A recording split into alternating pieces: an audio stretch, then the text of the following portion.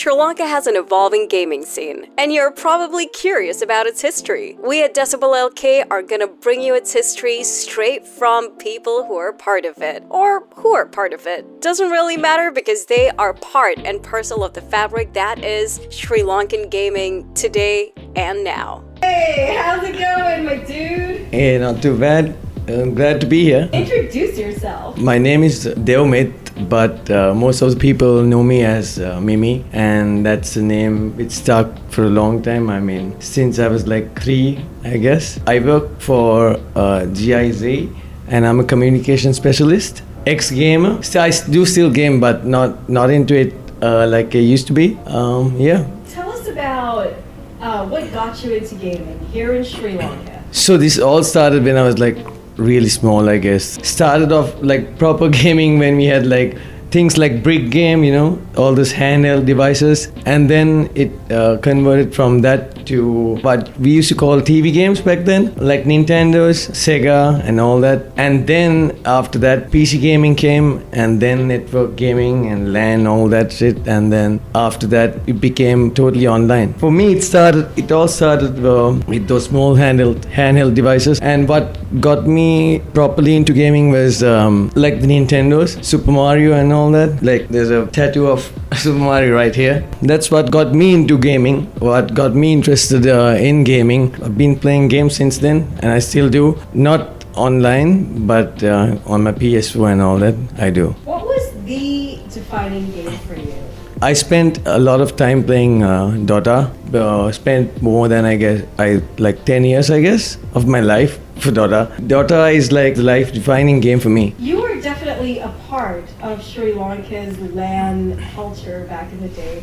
What was that whole scene like? I'll tell you a story how I got into like this cafe gaming scene, right? Back when we were doing A-levels, this is like 15 years back. This is in 2005, I'm talking about, 2004 or 5. We had a tuition class in Nugegoda. So we passed this gaming cafe every day. It was called CHC, like most of the OG gamers might know this place. So we used to pass this place, me and my friend. So we cut the class one day and we were like, why don't we go inside and see what's happening there? Like because we saw the word gaming, and we saw like people just sitting there and playing games, and we were interested in that. And one day we went in. This is how it all started, like the network gaming scene for us. And then we went inside to see that there were people playing LAN. We didn't know what LAN was back then because we've never seen a lot of people playing the same game at the same time, right? So we went inside and asked what's happening, and then they were playing this game called Medal of Honor back then. It's like a shooting game, first-person shooter. They gave us 2 seats, and they were like, we had to pay like $100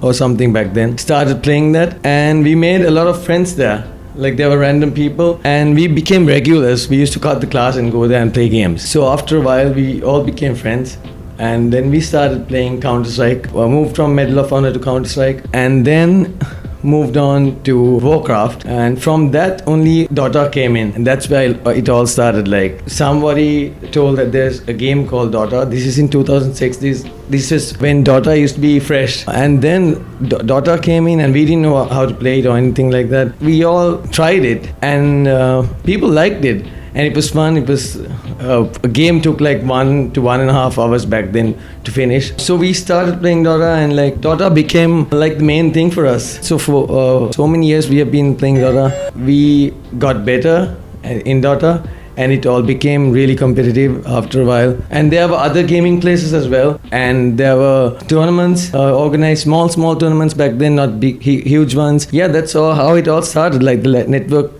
gaming scene. This was when network gaming was really fresh. We didn't know what it was. After that, so I'll get into the online gaming scene later on. So this is how the network gaming scene started for all of us. What would you say are your top 3 cafes that you were such a huge fan of? So we used to go to this place called CHC. That's where it all started. After that, we went to this cafe in Kohola. I can't remember the name now, but everyone knows what I'm referring to. Those 2 were the main places for us. And also Game Hut. Game Hut used to have like tournaments, but we didn't go there much. We went there to play tournaments. Other than that, yeah, CHC and the cafe at Kohola used to be the 2 main places for us. Okay, what's your fondest memory of the whole internet cafe, gaming cafe culture? I think it's the people that we met, and we are still friends after like so many years. Not all of them, but yeah, we still have 10 to 15 people who we talk to and who we are close to still. And also the lockdown scene back then used to be fun. So there's a lockdown was when people used to play games all night from like 9 o'clock in the night, maybe till like 7 in the morning, play games all night, play a game, rest, talk shit, go out, smoke a cigarette or something, have a coffee, come back, play again. That used to be fun. So much of nostalgia when I think about it, and actually I miss it. Maybe they should bring back cafe culture just for like a day or something. Still there are cafes, and I heard that there's lockdowns happening still, but I don't know. I haven't been in the gaming scene, like the online gaming scene, for a long time now. It's been like 10 years, I guess. But yeah, I would definitely go if there's a lockdown with all my buddies who we used to play with back then. Yeah. Let's talk about you, the esports athlete. Tell us about some of the titles you play or used to play. It's Counter-Strike, Dota mainly, that's it. Counter-Strike and Dota used to be our main things. More than Counter-Strike, it used to be Dota. Dota, you also represented Sri Lanka in a couple of tournaments, right? Yep. So we went to Goa in India. It was called the South Asian Cyber Gaming Championships. It was in 2010, if I'm right. I can't remember the exact year, I guess. But yeah, it was called South Asian Cyber Gaming Championships. That was at Goa, and also I represented like Sri Lanka in a few online gaming tournaments, which I can't remember the names. But we went to Goa, but we got our butts kicked. There are a few other people as well who went with us, like to play FIFA and NFS and some other game I can't remember. But yeah, it was fun. So was this self-funded or was this part-funded? This trip was funded by one of our friends who used to be a gamer and who came to Sri Lanka. He was a gamer from the Philippines who used to play games with us back then. And then he decided to come to Sri Lanka just for a holiday. And then I contacted him, and me and few of my friends met him. It all went well. And then we told him that there's this tournament in Goa and that we might need some funding. And then he was like, yeah, why not? I can fund you all. And he funded for more than half, I think, for the air tickets and everything. But like the accommodation and everything was sorted out from the tournament organizers. The tickets were for more than half, I guess. It was funded by this guy called Neffy. We used to call him Neffy. So shout out to him for doing that back then. Man, what a bro, man. That guy is such an amazing Yeah, guy. that dude was amazing, yeah.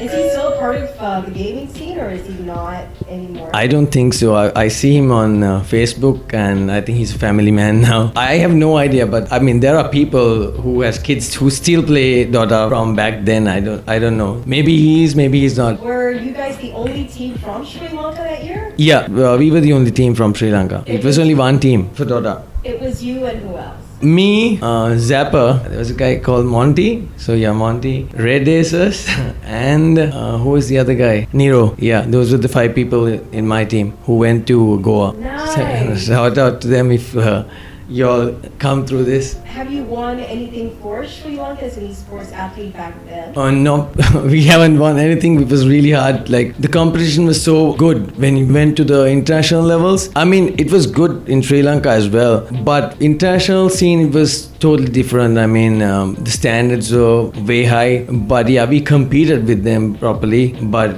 we never won anything back then. But I think now Sri Lanka is in a higher level when it comes to online gaming, and now maybe they might have won something, I'm sure. But back then it was like really hard to play with them, but we competed well. And gamer.lk, how in your opinion has shaped the gaming culture and esports scene in Sri Lanka? I mean, yeah, they have done a lot. That they were the people who made these tournaments bigger and got sponsors and made gaming scene big, gaming industry big, I guess. I mean, they did a lot of work from the grassroots levels from back then. For it to come to a place like this, I mean, now the gaming scene has a lot of money in it and there's a lot of sponsors. It's very well recognized. Back then, there was nothing like that. I mean, there were sponsors. I mean, they brought in sponsors back then, if I can remember properly, to start off with like with small amounts. This is what I think. I don't know about like the numbers, but yeah, they did a lot of groundwork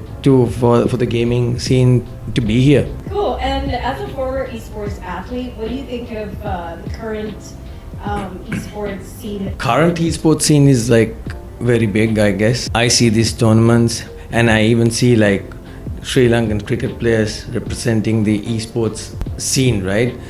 So I think that there's a lot of money involved as well as prizes. Back then I remember like SLCG was the first big gaming tournament which came to light, and if I can remember the cash prize, I'm not sure about the number, but it was like 50k or something for the first prize, and now I'm sure it's not 50k. I'm sure there's millions now, but the first big gaming tournament was SLCG. 50k was big back then, I guess, in 2007, where before that, like all the tournaments we played had only like small cash prizes or like gaming hours in cafes or something like that. And all of a sudden, SLCG came and then they started giving you big money, right? So for them to do that, they had to get sponsors. What's your favorite SLCG memory?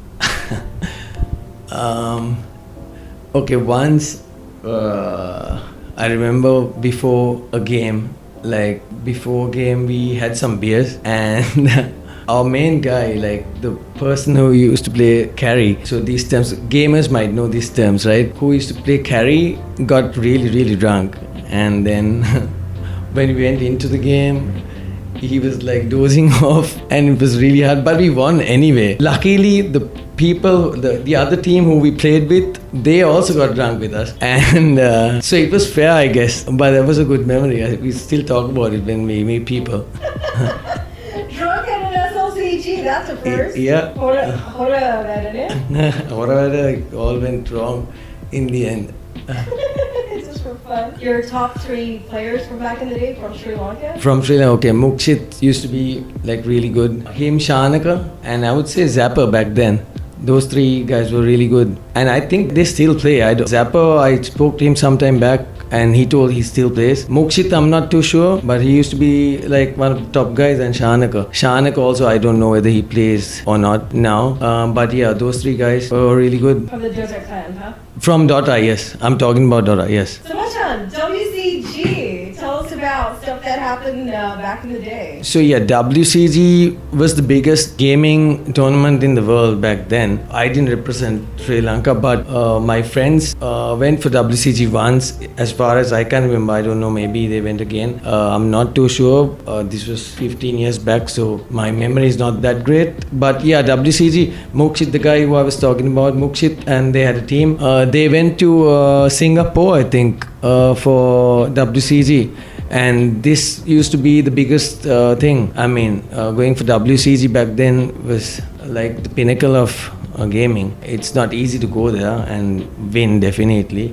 We lost, but representing WCG as a country, it's big. Representing Sri Lanka at a time where there wasn't too many resources for gamers, what did it feel like for an athlete like yourself? LAN gaming came, right? That's where it all started. And we had to go to a cafe to play games if you want to play with a set of friends or people, because online gaming didn't exist back then. So how this changed was, there used to be a software called Hamachi that used to network people from their homes, just like LAN gaming scene. It was Hamachi back then, where it all got connected, everyone through their houses. And this is when internet started blooming in Sri Lanka as well. We used to have like 512 kbps connections. The guy who used to host the game had like 1 or 2 MB connections. So that was how fast the internet was back then. So yeah, Hamachi is the one which changed everything. And then something called G Arena came that used to connect people from all around the world and from Sri Lanka as well. You could go there, go online and choose a game and join that. We're talking about resources. Gaming cafes were the only resources that we had back then if you want to play with friends. And after that only it evolved into the online gaming scene. That also, we didn't have like really good PCs or internet connections, but we made it work somehow, and we played games. Is there anything you want to say in closing, Machan? I'm happy to see the gaming industry evolve to this from where it was back then. Now it's huge. I see sponsors, I see clans, I see clan t-shirts with sponsors. So that means people are spending money. So if people are spending money, that means that's good. I mean, no one wants to put money for something which is not important or like which is not blooming. So yeah, I'm happy to see the gaming industry grow, and I hope like Sri Lanka will be recognized for our gaming skills or talents, and I hope we win something big at SLCG, not SLCG, WCG, or in a big arena like that. Shout out to our awesome venue partners, TechRoot. If you want to get with retro gaming, this device right here does everything for you. Bring back nostalgia this Aurudu because hey, why not? You've got the time, all you need is this device, and the only place you can order it from is TechRoot. Shout out, shout out!